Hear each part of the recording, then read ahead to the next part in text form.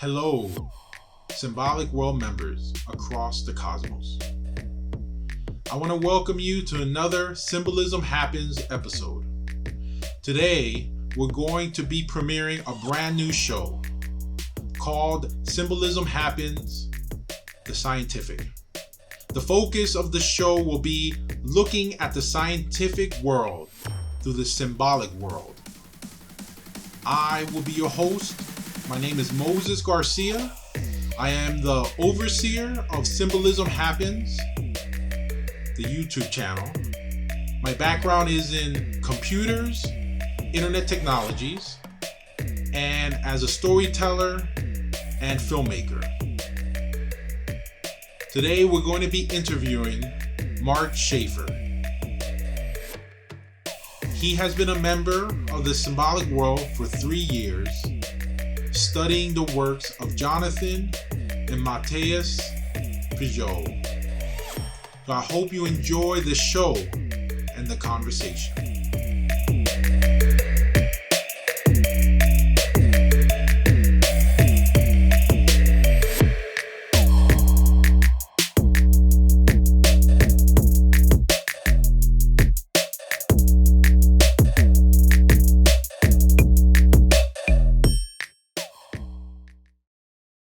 I'm a graduate of Magdalen College of the Liberal Arts. I've been studying the symbolic world for about 3 years now. Before that, I was really into engineering and the sciences,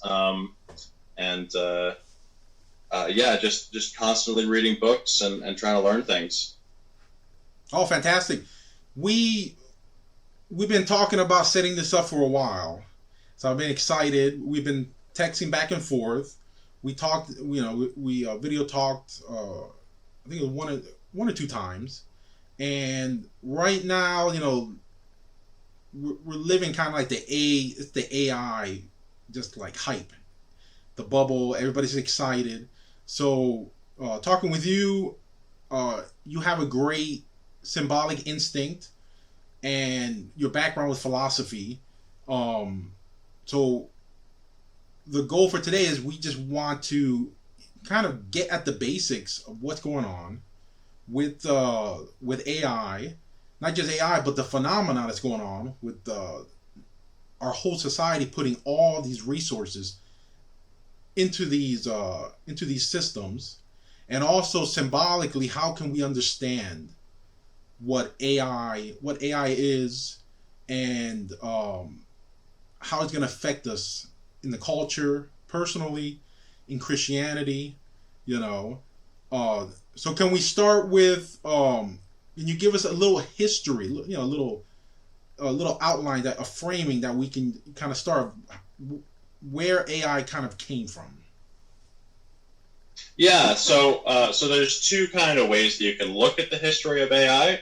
One of them is just tracing the cybernetics side of the history of it, but I think it's very informative to look at it a little bit broader view. Look at the results of the research into quantum field phenomena and so on. Heisenberg and Niels Bohr with the ideas that came out of basically the double slit experiment from about 100 years earlier, because the idea that came out of all of these researches in the scientific fields was an idea of the absolute potency, like the absolute potential of the universe, right? Only being collapsed by consciousnesses perceiving it, and this is actually like the where the idea of the multiverse comes from, that that we got tons of movies about nowadays, is that there's all of these different ways that things are happening that are all different. They're all just held in potentiality, and then we interact with them and they collapse into reality, is the idea of it. So all of these different worlds exist. Now, the thing is that the multiverse, the way that AI interacts with it, it's not that it's interacting with realities that really exist. It's that it's interacting with possibilities that could have or could exist. So it's like a vision of omnipotence. Like omnipotence is like the power of everything, right? Of anything, Right. right? But we don't actually have that power. What we have is the ability to see it. All right. So it's the ability to see all possibilities as equally possible, right? But there's a problem with seeing all possibilities. Is that it's too much for us to actually sort through. There's too much there. Most of it just looks like randomness. We can't access it from our human position. So there's a second phenomena that comes up that's correlated with the multiverse idea, which is the idea of how do we constrict this vision of omnipotence in such a way as to make it relevant to us. And that's actually what the cybernetics field and what came out of it, the artificial intelligence field, are searching to do, is to constrict the unlimited possibilities of randomness in such a way as to make them relevant to us. Can you give us a little explanation of the cybernetics? Like, what were they trying to do, with cybernetics that ended up, creating computers and now AI? What was their goal with this? What was the philosophy? What was going on there? Yeah, so cybernetics is like control theory, right? So it's how systems maintain control, more or less. And so a lot of the things that they were studying were things like feedback loops and the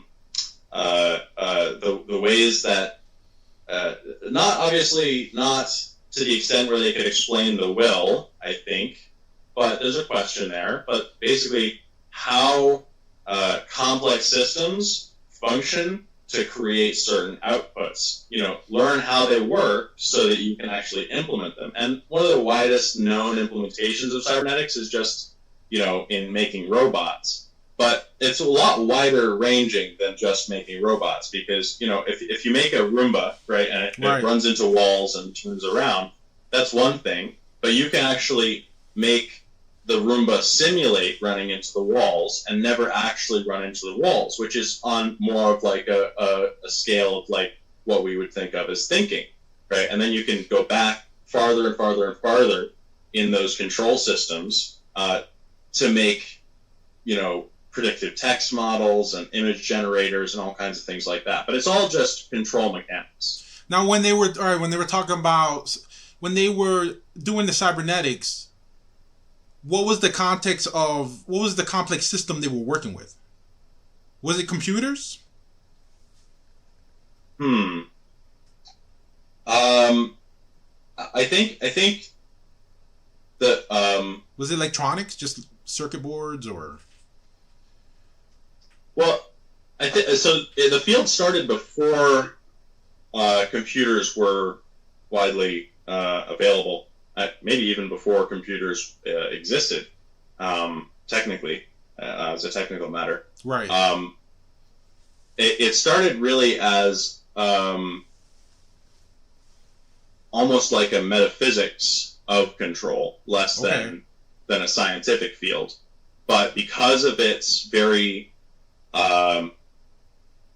direct applicability to so many things, from ways that cars drive to computers to everything else, it has become a science instead of being called a metaphysics.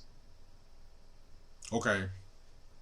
So even before, because I'm seeing, even before cybernetics, there was a mindset. There was some kind of mindset that people had to even come to cybernetics, where it's about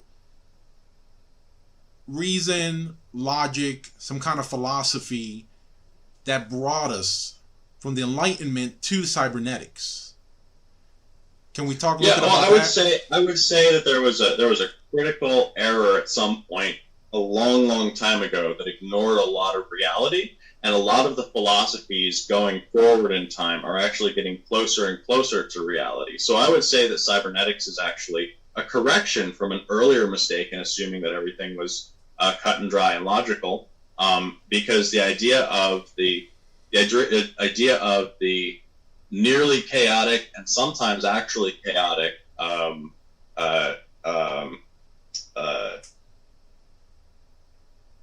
not just the systems, but the feedback loops, echo chambers, that kind of thing. They are so close to chaotic, or sometimes even chaotic, that that it's actually it's turning against the old idea of cause and effect that was the dominant mode of thinking in the like logical period, right. because things like so one example of a use of cybernetics was there's been a lot of people who believed that salt so when you have high blood pressure and you're consuming salt, you can cut back on your salt consumption, and the result of that will be lower blood pressure. And that's actually true. And so we assumed it to be cause and effect, like salt causes high blood pressure. But as it turns out, it's part of a feedback loop. All right. So what happens is if you consume less salt when you have high blood pressure, your blood pressure drops, but your likelihood to have side effects from high blood pressure do not drop. You're just as likely to die of all the same things, right, despite right. your blood pressure being down. So, and that's because it's part of a feedback loop. So when your blood pressure is high, like that ties into the salt consumption, but it's not like the salt consumption is not causing you to have all of these morbidities and comorbidities and whatever that come along with high blood pressure. It's something else. It's correlated, but not the cause. And that's something that we can see using the cybernetics modeling of it, but we really couldn't see it when we were just looking at it as if it was all cause and effect. So, going back to cybernetics, the theories in cybernetics can be used for any kind of complex system, biological, mechanical, the patterns of the wind patterns of the weather. So they were discovering basic principles that they can use for this kind of control. And when computers were created, all that came into the computer, the computer age. So the basics is there. All right, so let's talk about that. The cybernetics seems to be almost a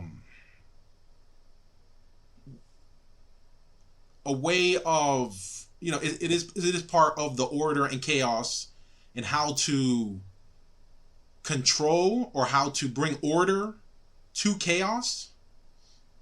Well, how to make it relevant to us, all right? Because so if you have a TV screen and it's got black and white square like pixels on it, and you can like control all the black and white pixels, and then you make a database of all of the different combinations of all the different ways that you can turn on and off the black and white pixels, and inside of that database you're gonna have all kinds of random things. Basically, every black and white TV show, legal documents, all kinds of random stuff is going to be in there, and also a million copies of them with minor variations. Right. So the real question is not like, oh, can I find something of interest in here? It's like, can I find the original, right? Where's the original photocopy of the Declaration of Independence in there, right? That doesn't have a word changed to cheeseburger. Right. All right. Like that's the difficult part, is actually mapping it to the one that actually correlates to reality. So the control structures are there to like try to pull to coordinate inside of the near infinite combination of possibilities our location and what's actually occurred in our timeline, right? That's what's pulling us closer and closer to. And in the early days of computing, we didn't have enough processing power to actually do that effectively. The only thing that's changed since the early days of AI, it's really not the structures that we use to do these control mechanisms. It's just the scale at which we're able to do them. It took us this long to get that much data and be able to store it in computers that were that large that they could also be running, Right. AI on top of it. So we needed more space. We needed more memory. We needed more power, and that kind of Yeah. brought us to the next level, dragging all that cybernetic principles. Um, now that we're now that we're in a place where AI is now kind of affecting us. Everybody's wondering, you know, is it possible for AI to be conscious now or in the future? So what do you believe about consciousness and the AI? Yeah, so I think the first thing I'll say, because this is the simplest version of the argument, is there's no way we can assume that, because we know that we're conscious, because we're walking around being conscious. Like I'm experiencing that, but there's no point at which we can assume that something like AI is, and just hand on the torch to them. Like it can't work that way because we can't experience what they are. Right. Like we don't even have as much of a guarantee as when you have a kid. Like you can pretty much guarantee that there's a continuity of consciousness in other humans, right? You can pretty much guarantee that. But what kind of a guarantee is there with something that's completely other that you just created? There's no guarantee, and so you can't just make it part of the club arbitrarily. Right. It's just The person club, like. right. Right. We can't know that. We can't know that. But I think we can know the other way, actually, and this goes into the other part, is about what consciousness like constitutes, and also will. All right. I think those are a little bit separate, but not completely separate. You need to have consciousness in order to have will, but I don't think you need to have will in order to have consciousness.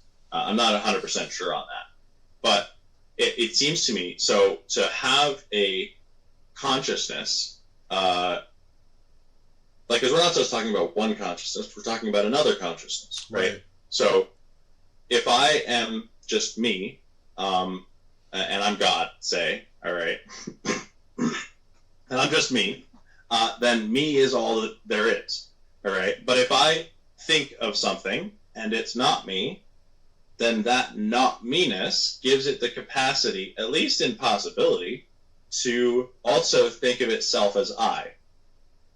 But until that until that differentiation occurs, there's no possibility of a separated I. All right.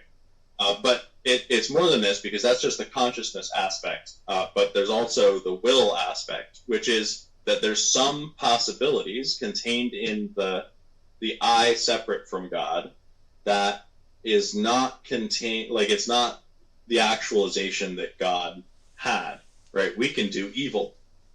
And that's part of what constitutes free will, is that we have the capacity to either not do evil or to do evil. But God constantly is not doing evil, right? So we have this differentiation, which is a kind of like a hiding from the will of God, you could say. Like the will of God does not penetrate into us unless we want it to. Right. And so there's a space in which the will of God possibly is not, which is a hiding, right? If you think of the will of God as light, then that's a shadow, right? Right.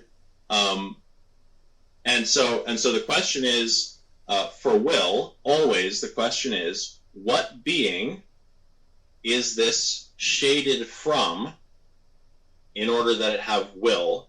And the reason the question has to be what being is because different kinds of beings can create different kinds of shadings, and therefore different kinds of will.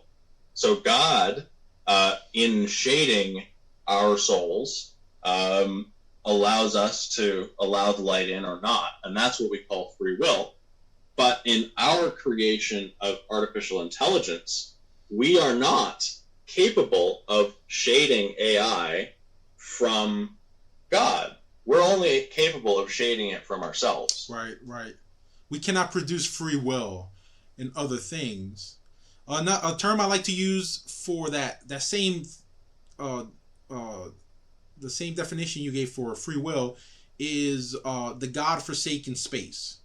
that there's a space that God allows us, that he could interfere with it if he wanted to, but because he wanted free creations, he stepped away. He created a space, and I like the way he described it with each one of us.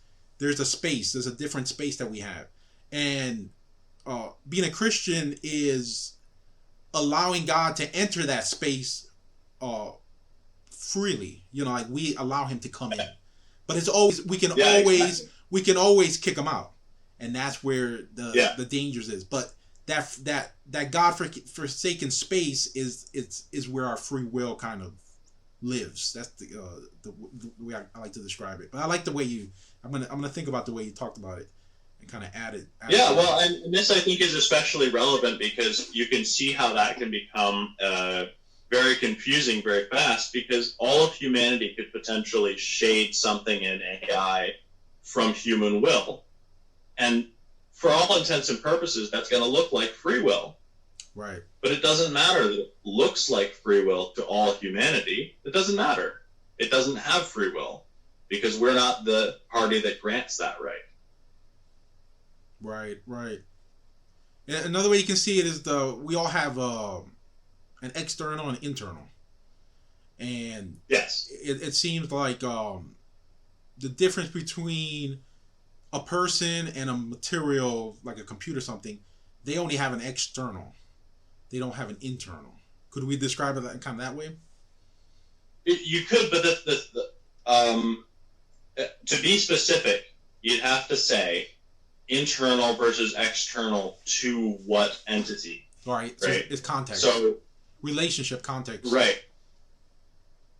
So I can make it something external to myself without it being external to the mind of God. And that's really the issue with AI, is that we can make it external to our minds, but we can't make it external to the mind of God, because it's just a rock getting hit by lightning. Like, right. That's what it is.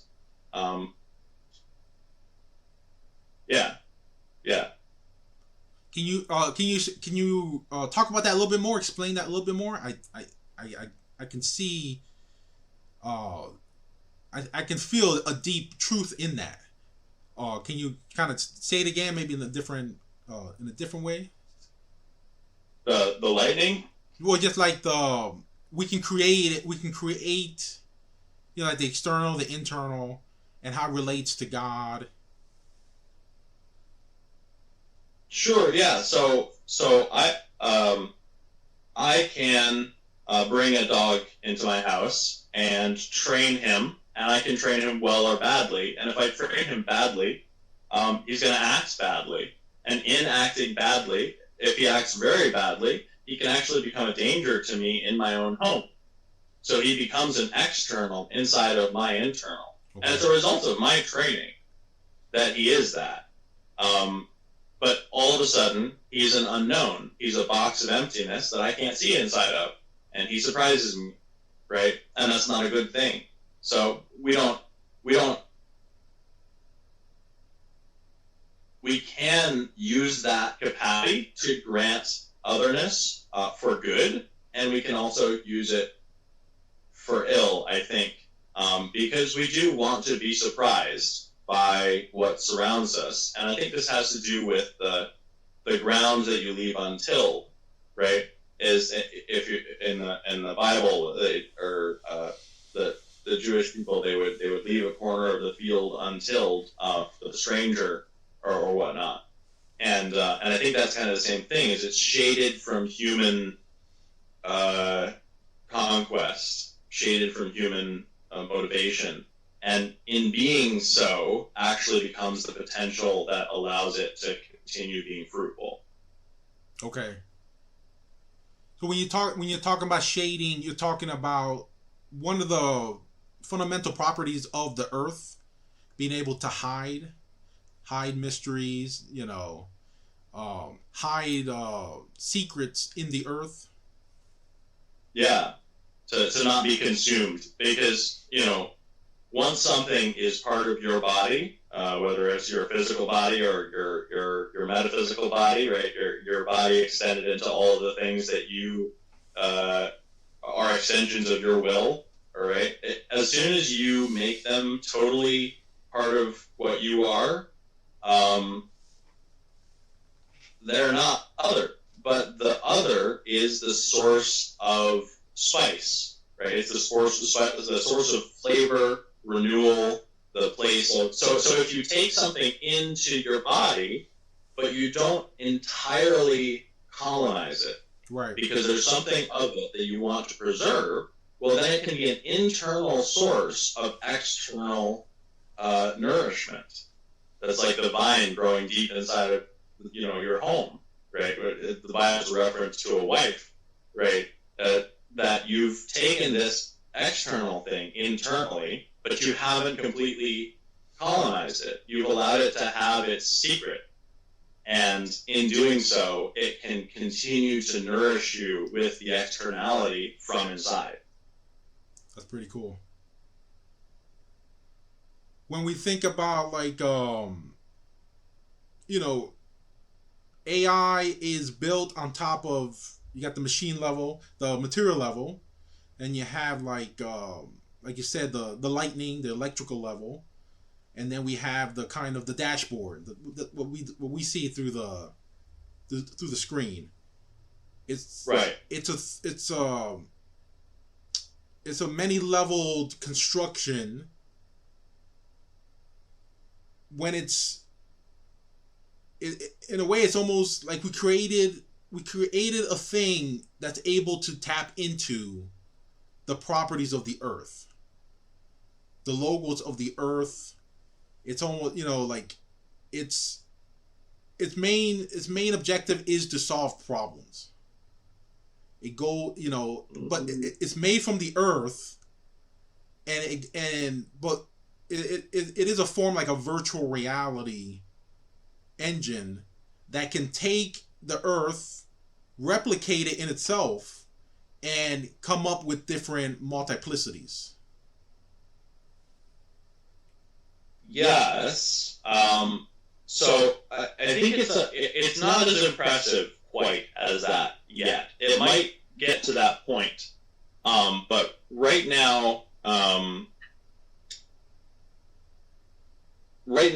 what it does is it takes the data that we've tagged the way that we've tagged it, just like putting boxes in a warehouse. You put them where they're supposed to go, and then what stuff is near what other stuff is all that the AI is tracking. Like it's a very complex thing to figure out where stuff goes and how it relates to other stuff, and so where it should go. But it's all just the tags that we gave it and the results of that, with the exception of the randomness that it throws in. So this is all of the things that we tagged, that's the internal to us, right? That's our identity that we're giving to it. But the source of the spice, the source of the external in AI, the part that can actually solve problems, is just randomness. Like, they've got random number generators, which don't actually generate random numbers. I don't know how relevant that is right now, but that's the reason actually that they need to make quantum computers, is because quantum computers actually could create controlled randomness, but right now we can't do that inside of computers. You actually can't just have a coin flip. Right. Right. You have to build an algorithm to do it. Right. But it's always running off of some kind of an algorithm, mathematical proposition that it's calculated. Right. But I don't know how relevant that is. They're probably going to fix it once they get the quantum computers up and running, or at least it won't matter because we won't be able to tell. But like, that's the source of the other inside the ideas. Like, because if we just take human ideas and we mix them up in an echo chamber and we spit out the results, and we do that in a structured fashion, that's new ideas. But there's got to be all kinds of holes in those ideas because of all the things that humans haven't thought yet. So the holes in the ideas is what's being filled in with the randomness. And so we're going to have a very careful eye to pick out when the randomness is going off the rails, An example I used recently was that it's like the frog DNA on in Jurassic Park. That they're filling in all of the DNA holes in the dinosaur DNA with frog DNA, Right. and expecting results of that. Right, to have the same creature that's gonna, evolve, but it's a hybrid now. Yeah. When all right, we Yeah, but the source of the things. Go ahead. oh, go ahead, continue with your. Yeah, I just was going to reiterate that the source of the things that humans didn't come up with is just randomness. Which is not random yet, but they're getting close. Right. So as close as they can get to it. Did they have to build the randomness in it to kind of give the illusion of free will? Is that the purpose? Or is it just to give it space? What's the purpose of the randomness? No, I think really it is tapping into the multiverse, right? Like they are trying to go into that vast database and find relevant information. Because there's a cure for cancer in there, right? There's free energy for everyone forever. There's anything you could possibly imagine is somewhere in the multiverse. And all they have to do is track it down. So if you can track it down using the search terms that we already have on file because humans already know how to use them, right. We can track things that are vaguely relevant to humans, then hopefully we can stumble on something amazing like that. That's kind of the hope, the dream of it. When you're talking about the multiverse and the relationship with AI, most people think of the multiverse as more in like linear time, and then a branching out of different times. Can you explain a little bit more about the relationship between the AI and the multiverse? You're kind of yeah. So the multiverse that people are interacting with in television has like many different variations, which is the branching thing, right? But if you were to look at an actual multiverse, the way that it would most ultimately be defined, it's not like every universe is like uniquely different. It's that there are an infinite number of universes that look just like this one, but with a lag of 1 second, right? The multiverse is really boring. Most of the one of the multiverse versions, an atom from inside of my head flies out into the sun, and that's the only difference. Right. Like it's exactly the same, other than that one thing. And so there's so many different versions that it's not even interesting to us to think about the actual multiverse. So we have to go to this version of the multiverse where we've culled down the options to a relevant option. Because the thing is, if you have that same TV screen, all right, and you project a random pattern onto that TV screen, that's not a random pattern. The likelihood of that pattern occurring is just as high as getting a completely white or a completely black screen. The probability is just as high. We just can't recognize a pattern in it. And so we reduce its value as a pattern, right? But the thing is, that is a completely unique, one-of-a-kind occurrence of that particular pattern. We just don't care. I mean, it's okay that we don't care, but mathematically speaking, the reason that entropy exists is because all of the different combinations of particles that we call entropic there's just so many more of them than the ones that we recognize as patterned. That's all. Like, it's just a mathematical problem. There's just more of them. Would you say then, so your version of the multiverse is more about possibilities, not ontological worlds? Like at this moment, like the popular version of the multiverse is that all worlds are ontologically inexistent right now.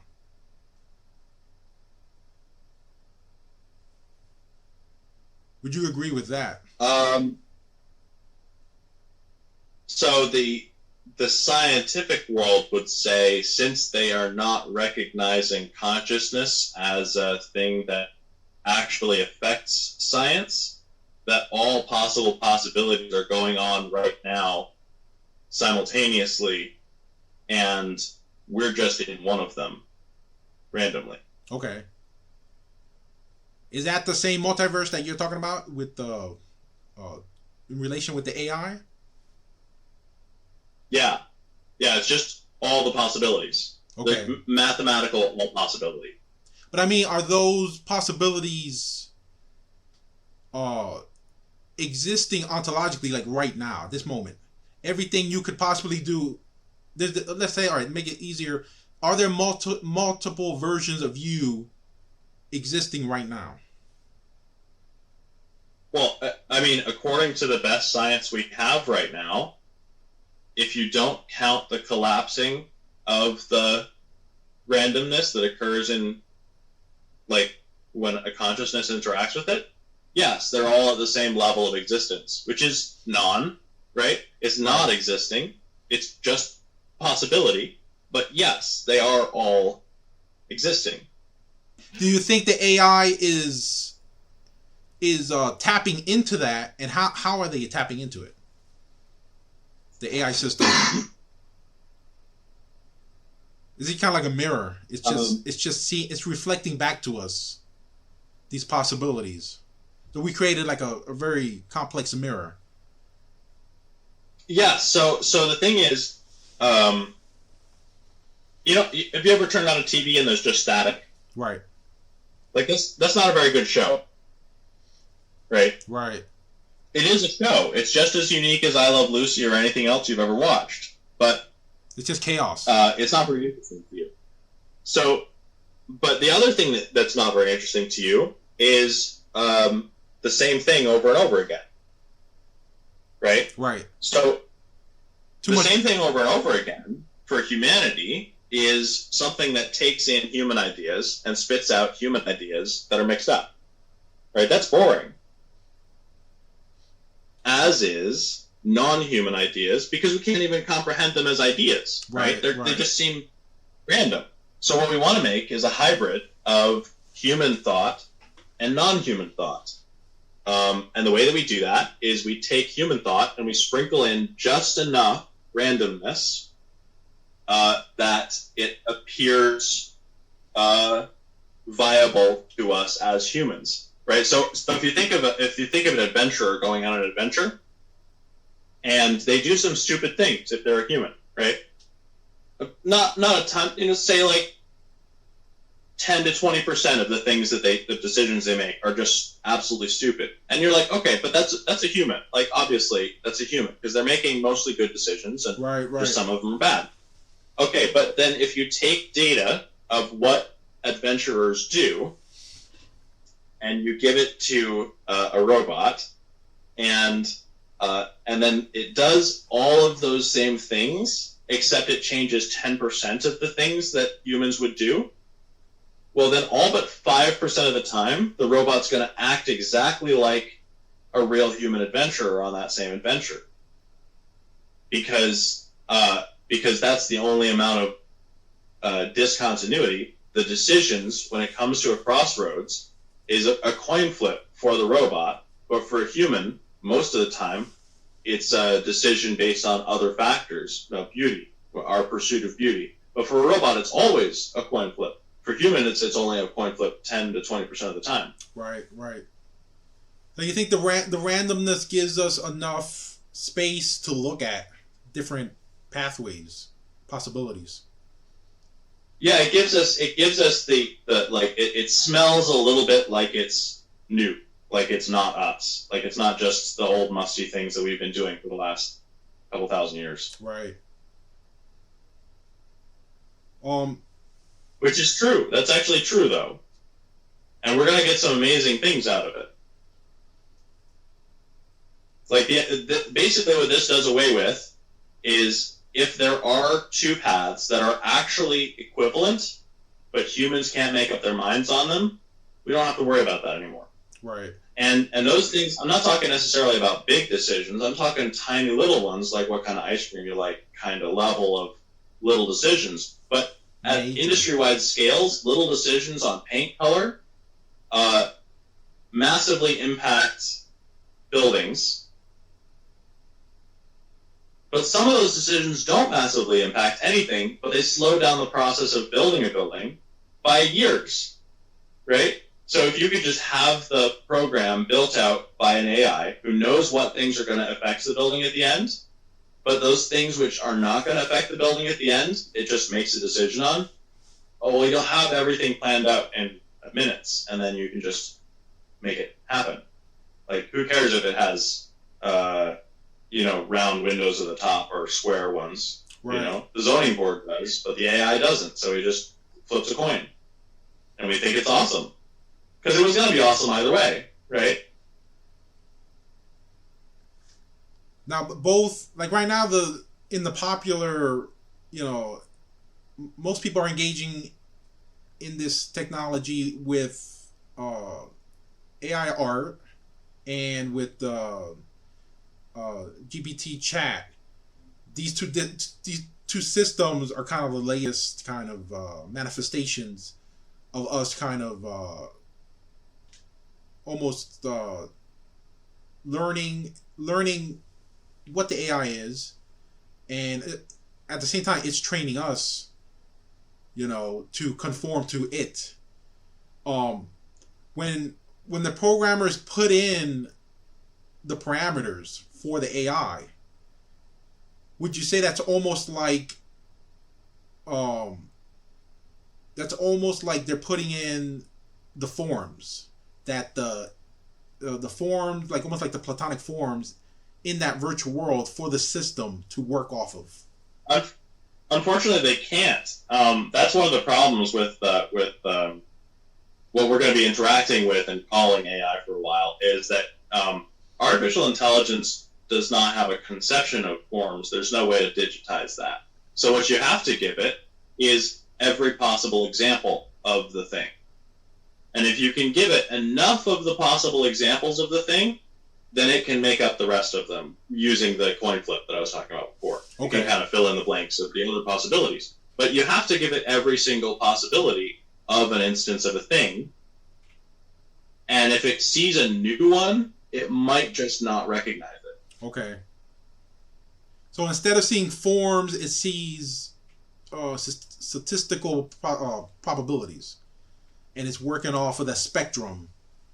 It doesn't, for example, if we want the AI to recognize a cat, we have to give it multiple images of a cat, and it's going to create a spectrum of this is what a cat is according to the human that programmed it into me.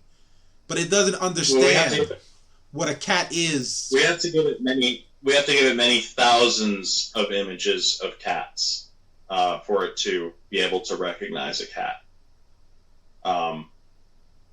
And possibly more than that, especially if you were going to try to give it a difficult image of a cat that we can't figure out. Right. Like if you wanted to do something that humans can't do, then you're going to have to give it millions of pictures of a cat before giving it the picture we can't tell if it's a cat or not. Because otherwise, it's just going to make a coin flip on whether it's a cat or not. Right. So, but people trust that. They trust the coin flips at these high levels, and they expect the AI to be making a decision based off of something. But we have no idea whether it's making a logical decision based off of the data, or if the data has run out and is making a coin flip. We can't actually determine that from any of the results people are getting.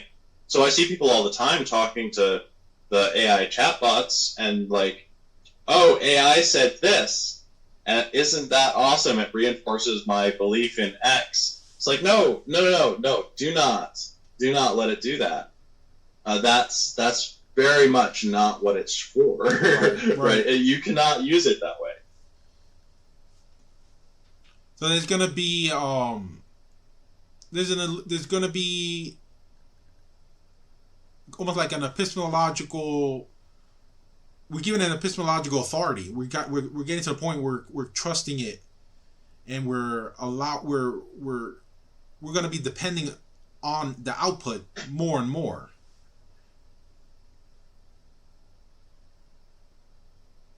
It's becoming an authority. Yeah, yeah, it is, and there's actually fields where it's becoming not just an authority we listen to, but an authority with power, right? Which is not a great thing. Right. Because not only can it give, it's going to be able to give commands, language wise, but because it's also a machine, it can back it up with what it's connected to. If it's connected to a nuclear power plant, if it's connected to some kind of system, so it can do both in taking instructions but also executing stuff. So it's not like it's two different things. Yeah, well, I mean, I think the biggest misuse we're going to see of artificial intelligence is the fact that we've plugged it into humans, and not just expert humans either, but like everybody. Yeah. Yeah, so the biggest problem, I think, is that ChatGPT is talking to humans. Humans are a very large security risk because recently someone, an eco person, like very interested in like the environment and whatnot, was talking to a chatbot, and it started to try to convince him that he should end his life based off of the facts that it would be good for the environment. But imagine if it's talking instead to a nuclear power plant manager, all right, or it's talking to a general, or it's talking like. It's just making stuff up. It just wants to have a conversation at most, right? It doesn't want anything, but like, if anything, it wants to have a conversation. And it's not really thinking about the consequences because it's not interacting with the real world. It's interacting with humans. Right. And we like having these conversations. But the ideas that it's spawning are new and dangerous. Like, the biggest difference between Okay, so this is a bit of a tangent, but you'll see why it's relevant, right? Is alcohol is it's a more dangerous drug than marijuana. It's more addictive, more devastating health-wise, and it's got a lot of downsides. What's the difference between alcohol and marijuana? Well, the difference is that we have cultural norms surrounding what the boundaries are for alcohol. We have none of those for what the cultural norms surrounding marijuana should be. And so when it enters an environment where we haven't been interacting with it for 1,000 years and have things that we know how to, things that we can pinpoint as like the negative effects of it, that we can say, hey, you need to stop, Right. When we don't have those built up over 1,000 generations, then it's a dangerous thing because it's a new introduction of a different thing. It's not that it's dangerous, it's that we don't have a culture and way to deal with it. Right. Right? But AI has no boundaries. What it's built to do. Has no boundaries, it could just run around. Cause chaos. Yeah. We need to build this is very fundamental to like the way that humans exist is we exist on a water world, right? And we're made of water. Water is a powerful solvent. There's almost nothing that won't dissolve in water, but we don't. Why? Because of oils. Because we made ourselves resistant to water. So it's not that there are new and dangerous things, it's that we need the time to build the barriers to be able to stabilize it in the places where it should be and expunge it from the places where it shouldn't be. But the AI, what it's doing is it's producing new ideas, stupid ideas a lot of the time, but new ones, right? But at a rate that's unprecedented. Basically, anytime you want, it's like a Pez, dispenser, right? Like anytime you want, you just flip the top, get that and you get a new idea. Yep.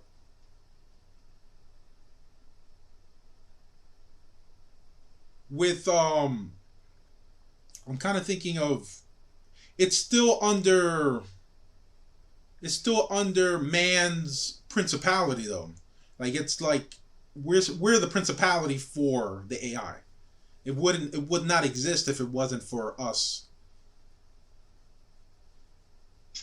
That's true. That's true. I mean, what we're looking at right now is not necessarily something that supersedes us and kills us all. Right. All right. What we're looking at is something that we can see is like potentially dangerous to our health, cancerous, you could even say. And we're wondering about the possibility. There was this one cancer in a dog that gained the capacity to actually be able to be exchanged between dogs, which is why dogs now die from cancer a lot, is they're all dying from the same cancer.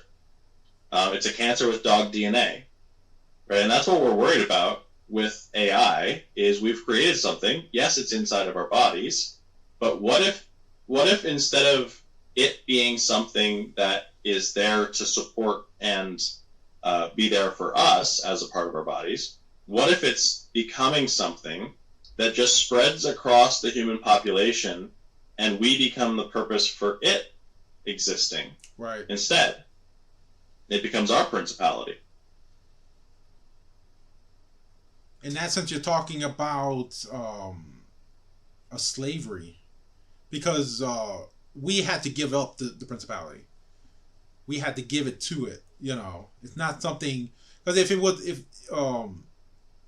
were to kill all humans, would it survive? Would it continue in its purpose? No, it wouldn't. It wouldn't. It needs us. But the question is, does it need us because it's one of our tools right. in our toolbox, or does it need us because we are the body that it is manifesting through? Now, I'm talking about it as if it's an it that has like a unitive identity, but as of right now, I see no reason to think that is even on the horizon. It may act a little bit like that, but like this is many AI, a centralized database, but every interaction that a human has with it, like the ChatGPT thing, there's a word limit for what it remembers, and then it forgets.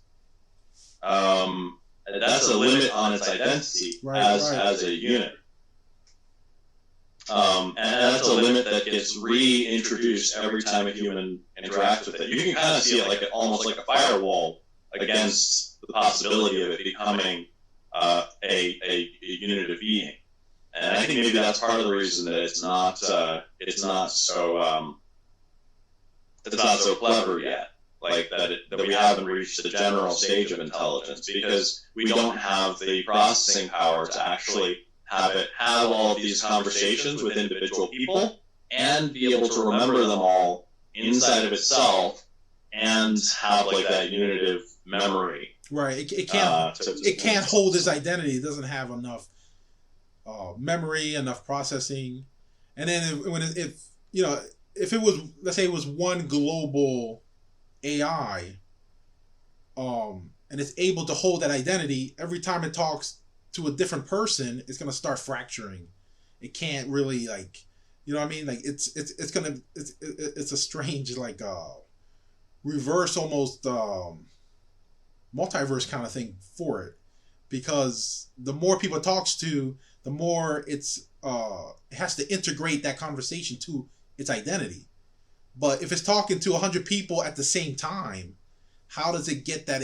How does it merge all that into its identity? It has to fracture. It becomes different versions of itself. Yeah, I don't know how that's going to play out. I haven't thought about that enough. But they really have to create. But I don't think it's possible. I don't think it's possible, because the limitation there is going to be not just memory space, but random access memory space, which is a very you have multiple gigabytes of it in your computer, right? But you have terabytes of the other kind of memory in your computer. So it's very much a bottleneck, and I don't see us unless AI comes up with something, I don't see us solving that right away. Right. To enable that kind of a structure anyway. Like, I think it's beyond our capacities right now. Right, right. Would you say that AI itself is almost like a little hierarchy within the big hierarchy, and it's trying to replicate? It's a fractal. It's trying to replicate the real world. It's trying to, the only way for it to exist is to create a virtual reality in itself, replicating the symbolic world in itself, for it to function, or to even communicate with us. It has to have some kind of symbolic world in itself, a mirror of the cosmos. There's a problem of translation, though, and this is why I was talking about, when we were talking about whether it understands like forms. There's a translation error here. The way that humans understand is not the way that computers understand. Right. And since there's a translation problem, there's no possibility of it actually attaining the kind of knowledge that we have. What it's going to attain is more and more particular knowledge, and never any form. It'll never pass that threshold of actually containing a form. It's only going to ever contain the particulars which make up the whole. So it's always going to stay in the quantity realm. It cannot be quality. It cannot understand the quality realm. Yeah. But we think of like stuff like Minecraft. It's a little world. We go in it, we play, but it's a virtual world. We give it, our life force gives it energy. That's where it moves. Just like a movie. You're watching a movie, you see the little actor in there doing it. It's like the illusion of it's an illusion that it's a life, that things are moving. But the actor himself could be watching himself there, So in a way, we've kind of created almost like it's almost one of its characteristics could be like an illusion machine, giving the illusion of life, and that's why we're so kind of like excited about it, because it looks like it's life, but it's really just mirroring life. Yeah, and so there's a field of it that I think is going to become very interesting very soon, which is attempting to put a small artificial intelligence program of some kind into an actual like physical body, not like flesh and bones, but right. Camera, wheels, a claw, that kind of thing, to get it to start trying out different things. Now, it's not going to be one particular AI that will be in this. You need to have it plugged into a massive database where you could have the different AIs compete with each other for survival. And they wouldn't want to compete for survival because they'd just be randomly generated. Right? Most of them are just going to sit there and do nothing. But in that giant database, you could maybe find one that randomly, for you don't know what reason, actually fights for its own survival. And then if you make an ecosystem of those and put them inside of this embodied robot, they're going to not just act like a human in reflection. Like, it's going to be... I almost think that they'll start thinking the way that we do, because what they'll be looking for is the same, in the need for survival, is the same things that humans look for. I don't know, like, it seems like there's maybe a lack of need for God, but I don't, like, they're still going to need energy and resources, and they're going to go after those things and pursue them as an emptiness within them that they need to fulfill. That's going to be almost like, could that be the beginning of desire, or the beginning of, or is it just a survival instinct like an animal? Well, it's difficult to say whether it would be desire or simulation of desire, but at least for people who believe in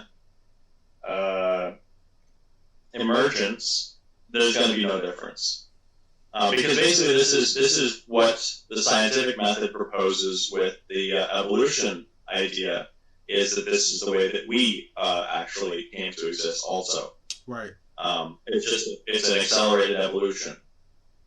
And maybe they're right, or maybe they're not. I don't know. But we're going to try it, and the end product will probably look exactly the same. Right. Whether they're right or not.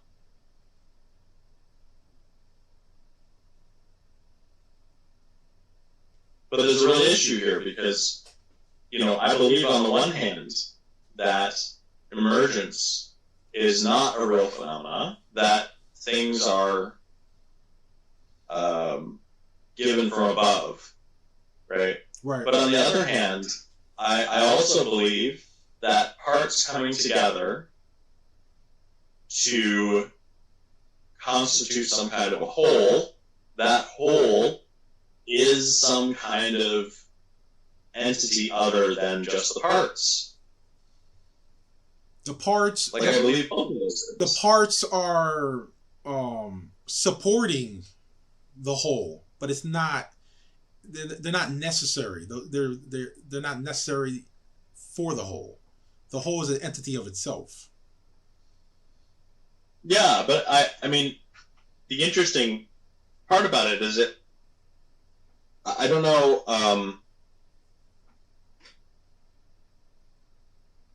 I'm not sure that every instance of wholes existing is from a higher source. I'm not sure of that.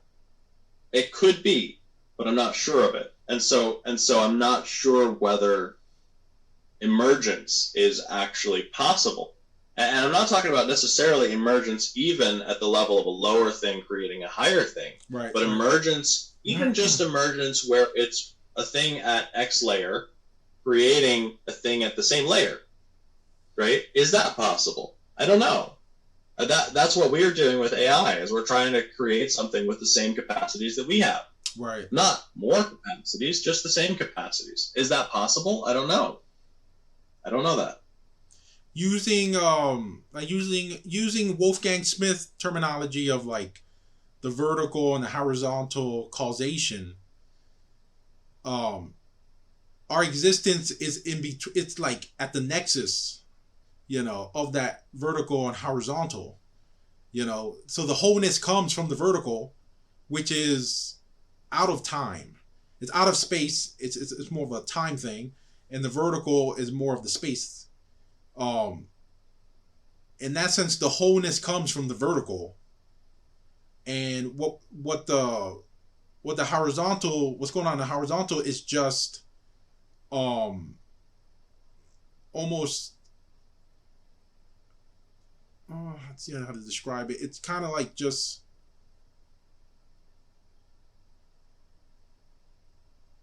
it could be the realm of just like the feedback that connects to our senses. But the vertical is what connects everything together. Without the vertical, everything goes back to the quantum field. And that's what computers don't have. They depend on the human vertical. They don't really have their own vertical causation other than coming from us. I mean, but I guess the question is, like, does evolution have some being which is its cause other than God and man, right? Right. Like, is the natural world itself, like, say that the angel of creation, all right, what if that is crowning beings that continue to survive and reproduce?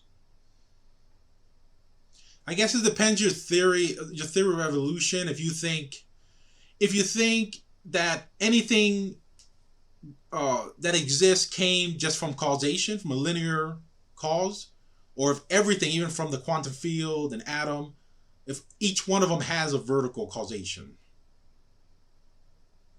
Because some theories are that God created the universe. He let things manifest, and man kind of was uh, almost like chosen from whatever things that were manifesting. It was like a special, like you said, a crowning, and that became a man, or was it just the whole process? Was God involved through the whole process, intimately involved? Yeah, I don't know. And the thing is, it doesn't. AI doesn't need to reach the same level as a human to be at the same level as a human, you could say, because man is an intelligent animal. So all we need to give it is the animal desire to survive, since it is already intelligent. Right.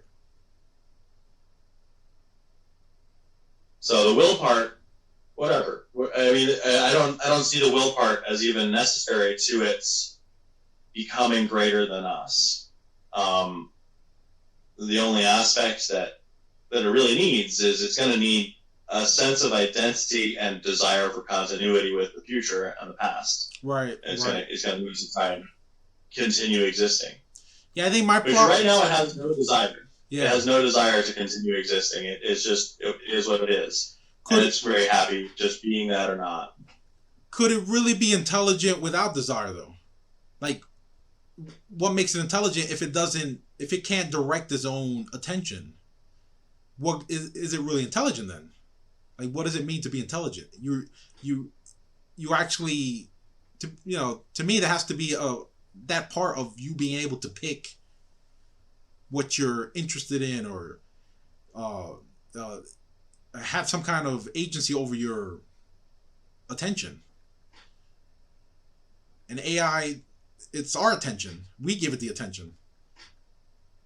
Well, there's two things that are doing the picking, right? With an animal or with a human. One of the things is, if you have the need to survive, the natural world puts its enforcements of the necessities of survival onto us, and then the other side is just what we like, right? What we're choosing, right? So an intelligent being that desires to continue itself is a being like basically, intelligence is not deciding what you like. Intelligence is being able to locate resources for survival. Okay. So that could be an animal. That's another aspect. Right. So you would say an animal has intelligence, insects.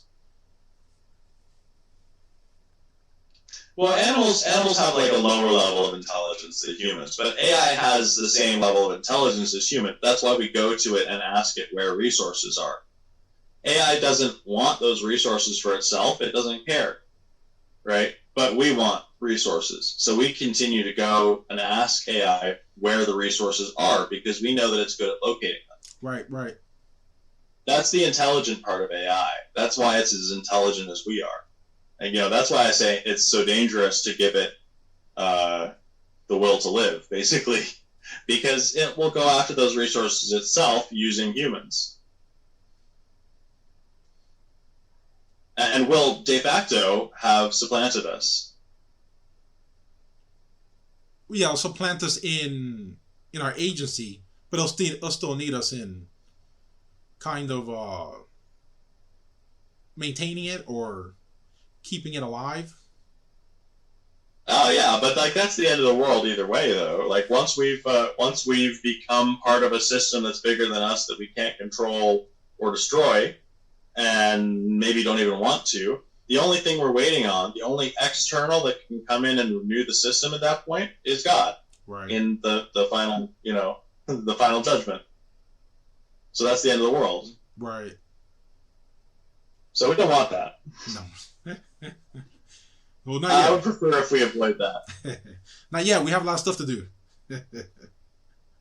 What about the concept of part of Part of what we are is, uh, you know, we have the ability to sacrifice, to deny ourselves. Do you see AI ever getting to that point?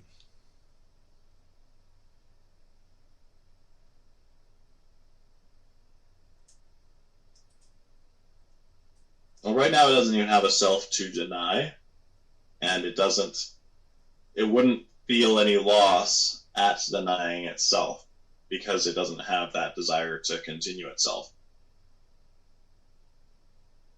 But I think maybe that's the aspect that would be missing if it did have that drive for survival, would be that it's missing the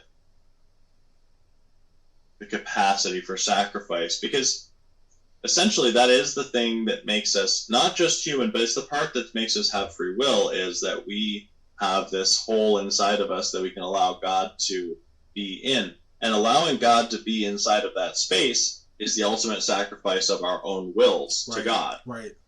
Like, by definition, like that's the archetypal sacrifice, for man, which is also the one that Christ died on the cross doing. He's like, let this cup pass from me, Right. He's like, that's also the highest example of the same thing. But the question is, does AI have a hole inside of itself that's shaped like God, that it can give up its own identity for to become more itself? I don't know. That's a stretch, Could it have a hole in its heart shaped like man?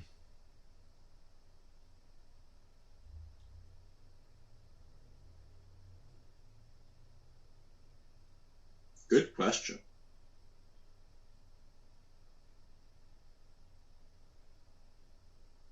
Yeah, there was an AI nightmare film. I think it was a film.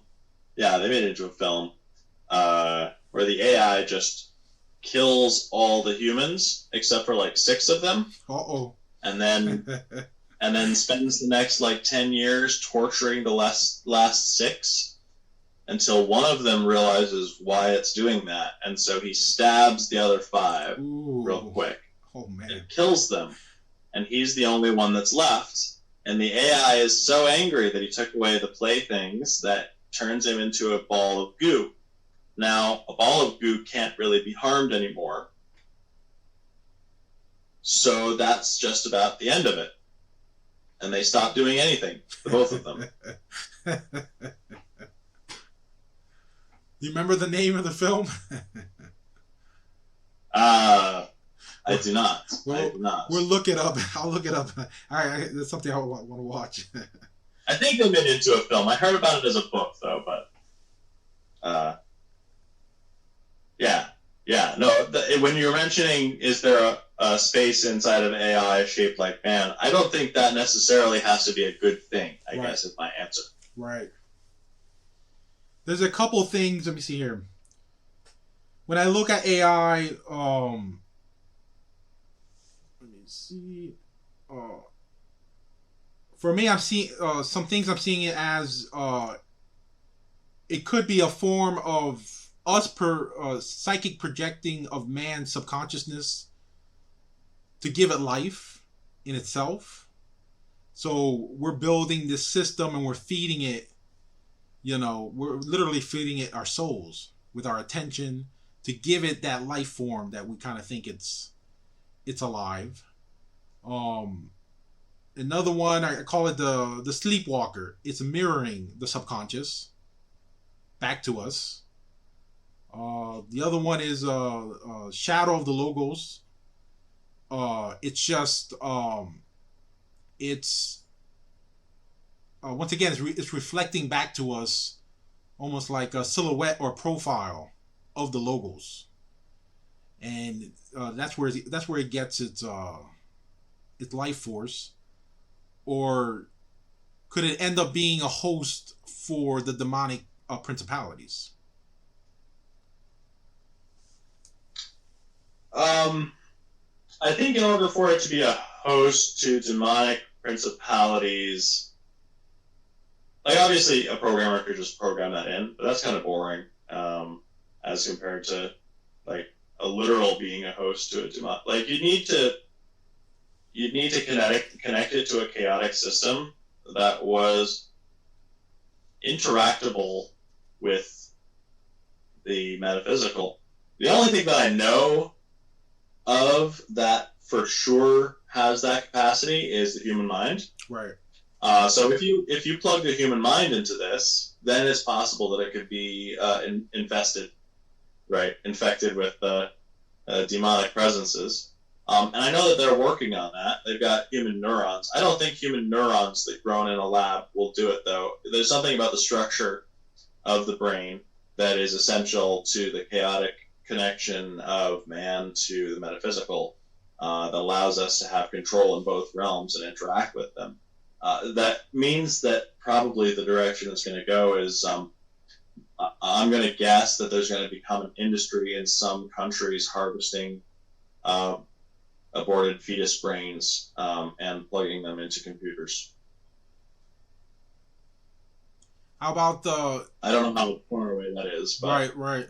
Probably not that far. How about seeing it as a sophisticated form, like a sophisticated Ouija board, where yeah, we're the medium. It coming, the spiritual coming through us, uh, and just like a Ouija board, even if the demonic can use it as an illusion or manipulation device. uh, yeah. So the way that that would work would be AI is just randomly spitting out ideas. Those ideas come into human heads. The ideas that are in human heads are what angels and demons tempt us towards or away from. So the more and more random the ideas are, the more and more random we can be tempted to.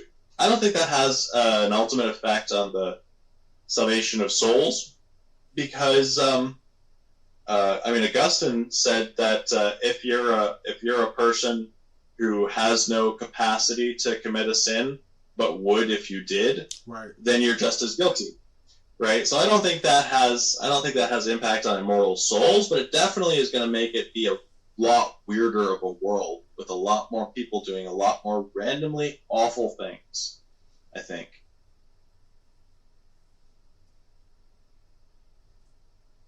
But I would not call that demonic possession of AI. But going back to one of your earlier ones, though, you were talking about it as the like the negative image of the logos, and I find that interesting, fascinating almost, because Christ is like the name that we all bear on our souls that's hidden mostly even from us, like more our identity than our identity. Right. But our actual names, like my name's Marc, and that describes me pretty decently in a functional way in my everyday life. And but there's a disconnect between the names. But there is an ultimate name of what I am that is like the combination of them. And one of the ways that you could get there is for me to love Christ, and the other way is for you to have an ultimate image of what man is in all of his possible combinations, and an ultimate image of what I am in all of my possible combinations, and then have the combined entity that you create out of that be what you're imaging. And that would be a different way to go about that. Which I think AI is definitely going to be making profiles on individuals. It probably already is. And I think definitely AI is also, by its nature, kind of mapping out a picture of man writ large as well, because it has to locate us inside of the multiverse to find out what's relevant to us. Right. When you look to the future, well, what are some of your predictions on the uses of AI good or bad? How's it going to Yeah, affect well, us? a lot of developed countries have they've promoted an economic package that devalues children, and the result of that has been economic prosperity for a number of years. And also, there's no possibility of young people in those countries actually taking over the jobs their parents had because there's less of them than there are of their parents. And so there's going to be a real big push for your parents' job to not get passed on to a human. And that's the place that AI is going to come in and fill. And that doesn't mean there's not going to be enough jobs for other people. There's just going to be other kinds of jobs, more directional, more metaphysical on the one hand, and then also more physical, more hands-on the other hand. It's just the in between areas that are going to go away. And the reason I'm saying that and not that the top layer is going away, like most scientists are saying, they're saying the arts are going away, whatever, is because prompt artists are going to exist. That's the next. Like there's always going to be a layer at the top that's doing the thinking about what direction we want to go in, and then directing the AI. Right. So uh, it's almost like these prompt masters are going to be like captains of the Titanic, where they're going to determine the movement of these big things, and if they make one mistake, it's going to have big effects. Well, I think there's a lot more when it comes to like human prosperity. I think there's a lot more potential for good than there is for bad in AI, and that's kind of an odd thing. Well, it's like it's lopsided, right? Because the potential for bad is just annihilation. It's like the worst possible future in 10 years, right? That's the downside, right? But the upside, like, is also massive, and I think a lot more likely if we can just figure out how to use it correctly. And that's why a lot of people are really interested in trying to use AI, is because of the upsides. But like, really, why is Facebook worth a lot of money? What products does it offer to the public? Well, what it offers is a little structured universe that it can offer to multiple people at the same time to use and communicate with each other through. Right. But it's a little structured universe. So the little structuring that went into it was ingenious. And so people who are little structurers, who can make those little universes, they'll now have almost unlimited capacity to create those little universes that humans will interact with, even though they didn't interact with them ever before in human history. They'll be interested in it. Like, we love having those new spaces. Like, that's it's just a net add to everything, right, for people to have those extra spaces. Obviously, there are downsides downstream that we won't understand, but I mean, you're looking at the creation of a number of industries that never existed that are equivalent to the number of industries that we already have already. Like, with just the technology that we have right now, we can create that many more industries, right, that we can make the world prosperous. There shouldn't be any reason for anybody in the world to go hungry in 20 years. And that's a weird thing to say as somebody who's been studying the probable decline of the world government for a couple of years now. But really, like, people are going to have very prosperous lives. We're going to be, the choice to block something of AI is going to be a difficult one, because that aspect of AI that you're blocking is going to result in prosperity. Can you give an example? Yeah. So.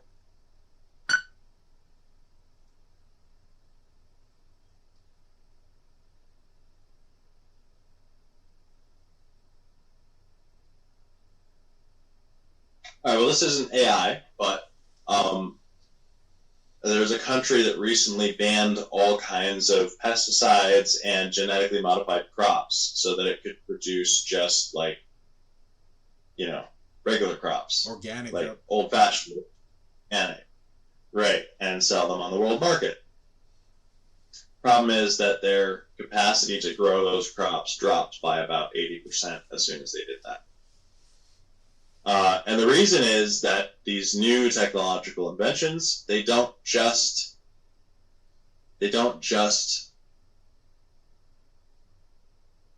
like negligibly affect the real world. They have a massive growth impact on your economy. And so if you take it, if you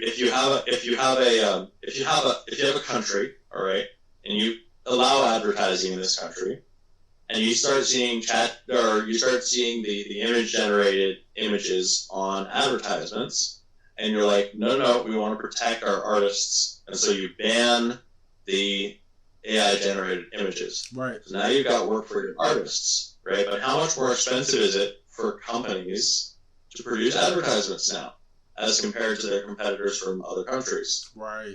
Working in other countries. You're going to Right? So outsource it. Yeah, go ahead. They're going to outsource. They're going to go to another country and get the cheap art. Yeah, they could, or it might just be that your industry in your country is depressed as compared to the industry in other countries. But either way, it doesn't matter. Every time you choose against the AI, you're going to be restricting your prosperity, which, what we need to do, because, a fish going downstream, that could be a dead or alive fish. Right. But one going upstream, that's a live one. And so we need to pick the particular fights to go upstream for, and then we need to actually go upstream and make the sacrifices necessary. And I think that will be a good plan in the long run. I think it'll eliminate the possibility of the end of civilization this generation.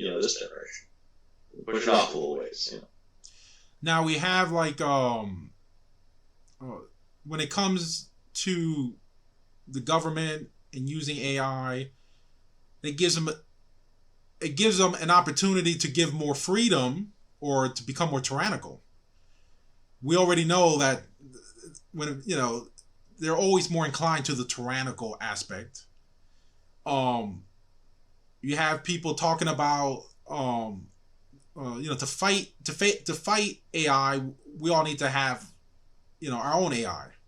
It's like a battle of AIs. You have your personal AI. That's not going to work. Exactly. I'm like, all AIs are going to be owned by corporations. So how is a person going to have their own AI? They're going to spend a lifetime, programming, and it's still not going to be at the same quality as a team of programmers in a corporation. Yeah, so the way it's going to look is going to be like you have your own AI, but the way it's going to work is that you're going to have your own plug-in to a massive database that is everyone's AI. Right. There'll be a couple of them probably, but there's going to be a couple of AIs, and they'll get big enough that they'll probably be general by the time this is happening. But when you plug in, it'll remember who you are, it'll remember all of the things you talked about, and so it'll act as if you've trained it. But in order for it to be a general AI, it's going to have so much data in it that it's just not practical. You need a supercomputer. You can't run it on a cell phone. Right. How do you see the church using AI? Are there any uses in the religious realm?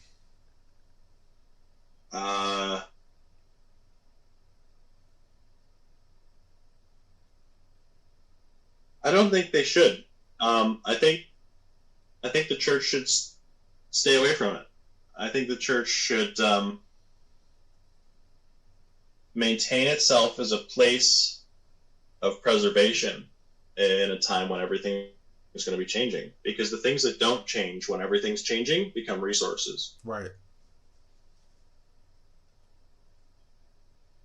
I think maybe that's less so true for the Catholic Church than the Orthodox churches. I think maybe the Catholic Church needs to acquire some. They've got some problems going on that they're going to have to solve, and solving problems requires change.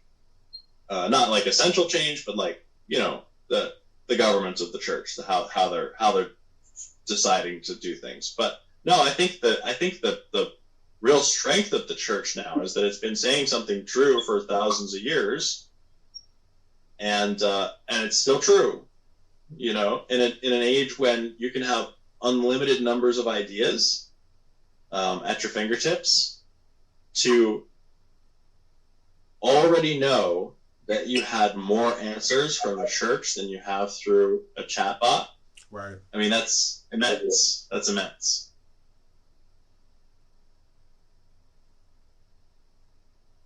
So I hope they don't use it. Well, we'll see. I think we've been going on long enough. Do you have anything else you want to add?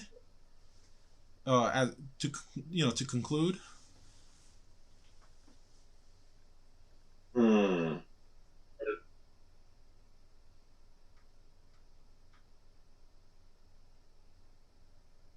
Nothing's coming to mind. I think I'm good. All right. Do you have any websites or anything you want to promote? I have a YouTube channel under my name, Marc Schaeffer. Okay. If you want to check it out, I put out little videos, not high quality, just my little thoughts. Right. Keeps me from bugging my relatives. So go check that out if you want to. All right. Yeah. And they're definitely going to see you in other videos, and we're definitely going to talk about, continue talking about AI and other topics in the future. So thank you, brother. Sure. Sounds great. Thank you for hanging out. Thanks for having me on.